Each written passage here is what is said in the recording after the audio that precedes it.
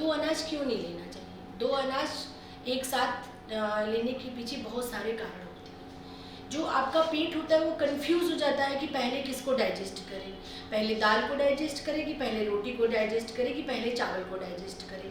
इसलिए हमेशा दो अनाजों का वेरिएशन होना चाहिए। अगर आप लंच में दाल चावल ले रहे हैं या रोटी सब्जी ले रहे हैं तो आपको रात के डिनर में रोटी सब्जी या दलिया या हल्का हल्का खाना लेना चाहिए रात के टाइम पे। और कोशिश करिए कि सूर्यास्त से पहले या सूर्यास्त के 1 या 2 घंटे के अंदर आप भोजन अगर ले लेते हैं तो आपको कोई बीमारी नहीं होती है और आपका बॉडी भी कंफ्यूज नहीं होगा।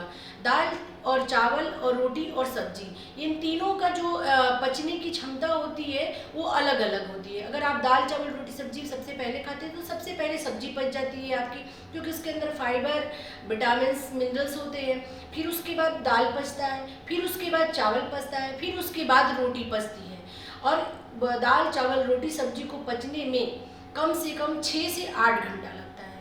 तो हमें क्या करना चाहिए कि सबसे पहले दाल और चावल खाना चाहिए या सब्जी और चावल खाना चाहिए।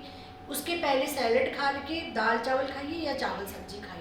दाल चावल रोटी सब्जी को अगर एक साथ आप लेते हैं तो फिर जब लास्ट में रोटी बचती है उसके बाद फिर 6 से 8 घंटे के बाद फिर आप दोबारा भोजन लेते हैं तो इधर रोटी वेट करके सड़ने लगेगी और सड़ने लगेगी तो बॉडी में कॉन्स्टिपेशन बनने लगेगा। कॉन्स्टिपेशन बनने लगेगा तो एसिडिटी होगी तो फिर बीमारियाँ अपने आप शुरू हो जाती हैं।